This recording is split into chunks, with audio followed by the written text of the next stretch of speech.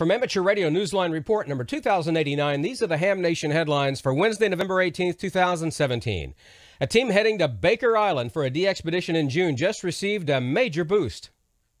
The team of 11 people will be heading to the Pacific, to the small island located between Hawaii and Australia for the first time since 2002. Like most DXpeditions, the expenses for the trip are extensive. Any large, faraway place requires a lot of money because it's a long sail from anywhere. The cost of the trip is in excess of $430,000. Team members are paying for about half of the cost, while the other half must come from contributions from individuals and foundations. A major donation was just announced last week by team leader Don Greenbaum in N1DG on Ham Talk Live. We've applied to the Northern California DX Foundation for support, and they let us know this morning that we will be receiving a grant of $75,000. For more information about the KH-1 Baker Island DXpedition or to make a contribution, be sure to visit baker2018.net and their Facebook group. Your contributions are needed and appreciated. Reporting for Amateur Radio Newsline, I'm Neil Rapp, WB9VPG in Bloomington, Indiana.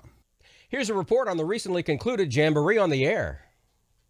With over 12,000 locations registered for Jamboree on the Air and Jamboree on the Internet worldwide, including an astonishing 990 from the United States, we need reports from all of those locations to determine the number of scouts, amateur radio operators, and guests in attendance. Here's a couple of great reports we've received so far. William Mitchell, W0WMM, from their station from Woodsmoke in Gibson Island, Maryland, reports that the Scouts enjoy DXing and making contacts with Spain, Argentina, Brazil, and the UK. The highlight of the event was when they talked to Scouts on the nuclear submarine Savannah in the Baltimore Harbor. Jeremy Brown, KA7BIF, with the K7MVA activation from the Snake River Boy Scout Council in Twin Falls, Idaho, reported that this was their first time doing JOTA and that they had a blast and can't wait till next year. With the local council's help, it was a success, and we helped 22 Boy Scouts earn their Radio Merit Badge. For more information and to file your JOTA report, please visit www.k2bsa.net. For Amateur Radio Newsline and the K2BSA Amateur Radio Association, this is Bill Stearns, NE4RD.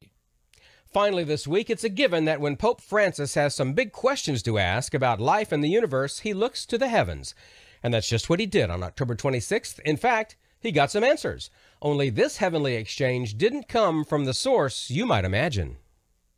The pontiff got a chance to chat via a satellite feed with the 6 astronauts on board the International Space Station, and his questions were understandably tough. Like the rest of us, he was seeking to understand humanity's place in the universe. But these were challenges that space travelers such as Paolo Nespoli, IZ0JPA, and Joseph Acaba, KE5DAR, could only take a stab at from a scientific point of view. NASA's Randy Bresnik, the Expedition 53 commander, told the Pope, however, people cannot come up here and see the indescribable beauty of our Earth and not be touched in their souls. With this exchange, Pope Francis became the second pope to speak with the astronauts, following Pope Benedict in 2011. Paolo, of course, did take the opportunity to make a kind of confession. Humbled at not knowing all the answers to the Pope's questions, he said, quote, "Our aim here is to spread knowledge, but the more we learn, the more we realize we do not know," end quote. So together, they will all continue to look to the heavens. For Amateur Radio Newsline, I'm Mike Askins, KE5CXP.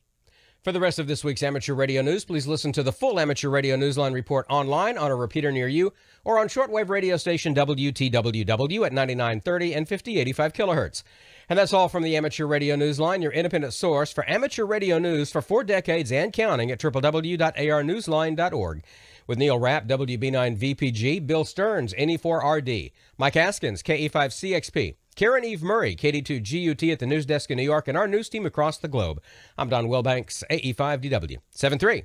We'll see you next time here on Ham Nation.